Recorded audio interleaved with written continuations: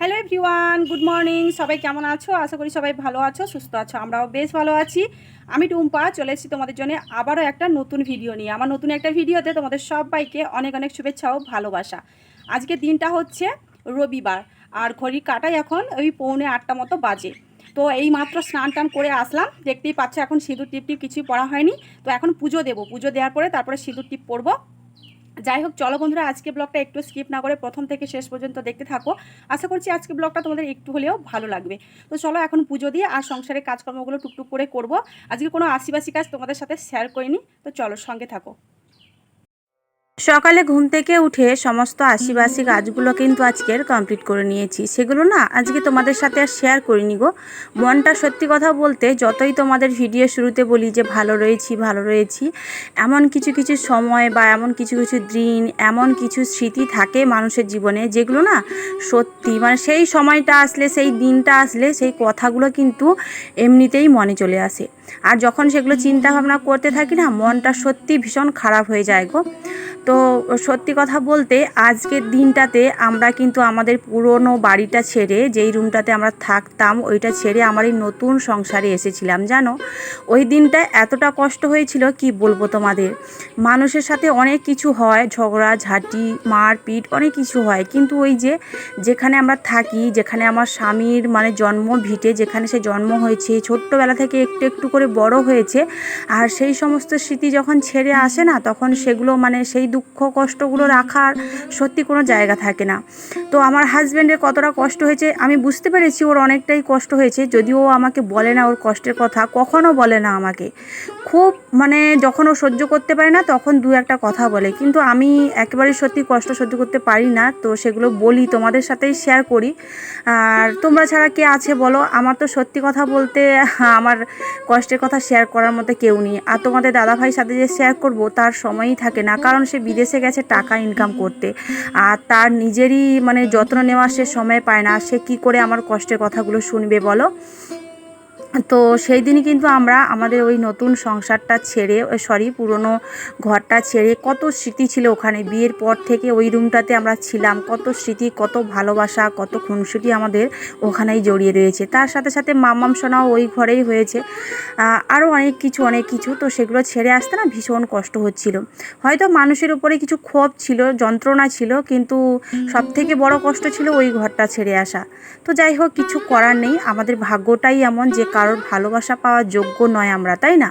আর সত্যি কথা বলতে কি, হয়তো পৃথিবীর সবচাইতে খারাপ বৌমা হচ্ছি আমি, যার মানে সত্যি ভালোবাসা পাওয়ার যোগ্যই না। আসলে কি বলতো, একটা মেয়ে না কখনো কিন্তু কারোর সংসার ভাঙতে আসে না। একটা মেয়ে তার মা বাবা ভাই বোন আত্মীয় পরিজন সবাইকে ছেড়ে একটা সংসারে আছে, মানে একটা সংসারে আসে, একটা নতুন সংসার গড়ে তুলতে, একটা সুন্দরভাবে জীবন কাটাতে সবাইকে একসাথে নিয়ে। কিন্তু ওই যে দেখবে বর্তমানে তোমরা লক্ষ্য করে দেখবে, মেয়েরাই কিন্তু মেয়েদের সবচাইতে বেশি বড় শত্রু হয়, জানো? যেমন ওই যে আরজি করে ঘটনা তো তোমরা দেখলে, একটা মেয়ে না দুটো মেয়ে অবশ্যই জড়িয়ে রয়েছে।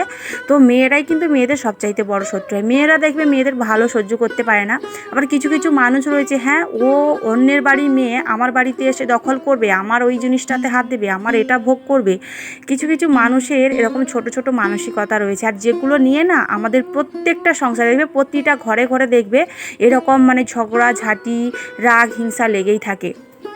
সত্যি কথা বলতে না, আমি আমার হাজব্যান্ড ঝগড়াঝাটি একেবারেই পছন্দ করি না। আমরা চাই একটু শান্তিতে থাকতে, একটু সুখে থাকতে। দিন আনা দিন খাওয়া সংসারে আমরা যদি একবেলা না খেয়েও থাকি, তাতেও আমাদের অনেক সুখ শান্তি রয়েছে, জানো?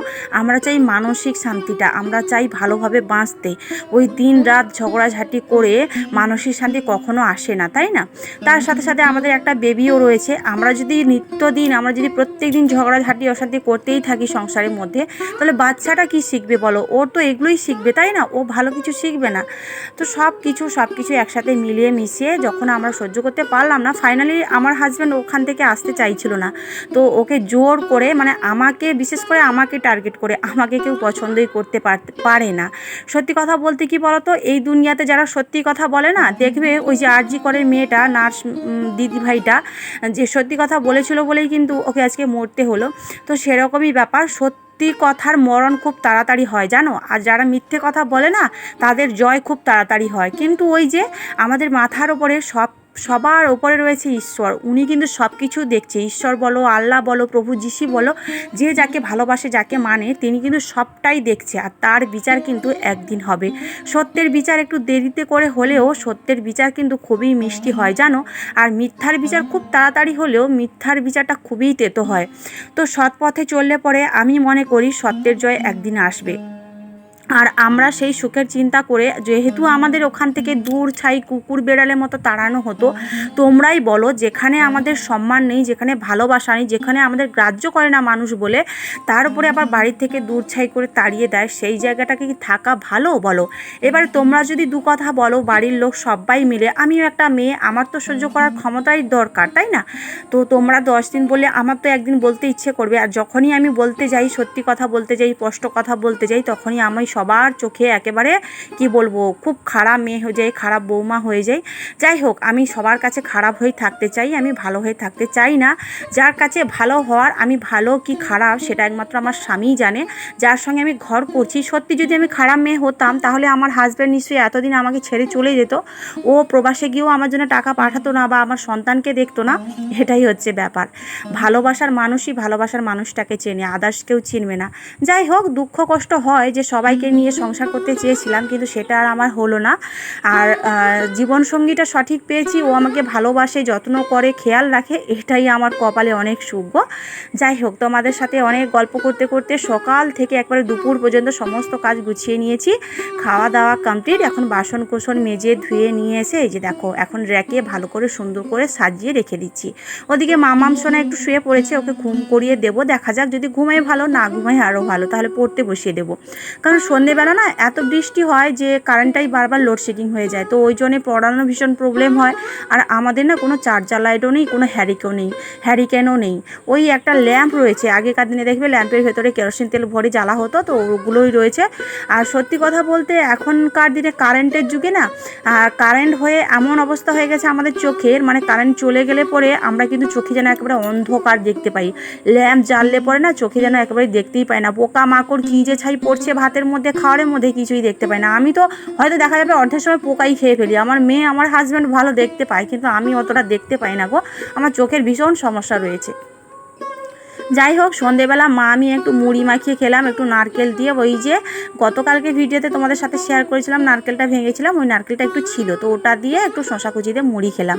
খাওয়ার পরে মামামকে একটু পরিয়ে এখন চলে এসেছি রান্নাঘরে। এই যে রান্নাটাও বসিয়ে দিয়েছি। রাতের বেলা রান্না করবো হচ্ছে ভাত বসিয়েছি, সাথে মামাম বললো আলু ভাজা খাবে, ওই জন্য আলু ভাজাটাও বসিয়েছি।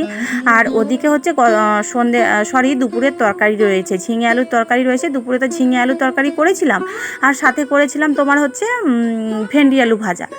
ভেন্ডি আলু নয়, শুধু ভেন্ডি ভাজা করেছিলাম, আর সাথে দুধ ছিল। তো এখন একটু আলুটা ভেজে নিচ্ছি, আর ওই তরকারিটা একটু গরম করে নেব। আর সাথে তো ভাত রয়েছে। তো এখন একটু ওয়েদারটা ভীষণই খারাপ, তো সেই জন্য দুপুরে ভাতটা রাখিনি, কারণ ভাতটা কেমন একটা গন্ধ ছাড়তে থাকে সন্ধেবেলা, ওই জন্যেই। তো ওদিকে রান্নাবান্না কমপ্লিট করে এখন আমি চলে এসেছি বিছানাটা করে নেব। আজকে সত্যি কথা বলতে মনটা আমার একেবারেই ভালো নেই, ভিডিও শেয়ার করার ইচ্ছেই ছিল না। তবুও ভাবলাম না, তোমরাও আমার পরিবারের একজন, তোমাদেরও সবটা জানা দরকার, তাই তোমাদের সাথে শেয়ার করে না মনটা একটু হালকা হলো, একটু ভালো লাগছে জানো। প্লিজ কেউ কিছু মনে করো না, আজকের আমার মানে সত্যি অনেক কষ্টের কথা তোমাদের সাথে শেয়ার করলাম। সত্যি তোমরা বলো, যেখানে আমাদের সম্মান নেই, আমাদেরকে মানে সত্যি কথা বলতে আমার স্বামীকে, আমাকে যে যাই ভাবুক, আমাকে সম্মান নাই করুক, তাতে আমার কোনো কষ্ট নেই, কোনো দুঃখ নেই। কিন্তু বিশেষ করে আমার স্বামীকে যেগুলো ফেস করতে দেখেছি আমি, ওকে কেউ ভালোবাসতো না, ওকে অসম্মান করতো, প্রত্যেকটা পদক্ষেপে না এমন ব্যবহার করতো যেন ও ওই বাড়ির ছেলেই না, মানে অপর কেউ, আমরা যেন ভাড়াটিয়ার মতো থাকি। যাই হোক, এটাই হচ্ছে ব্যাপার। চলো টাটা।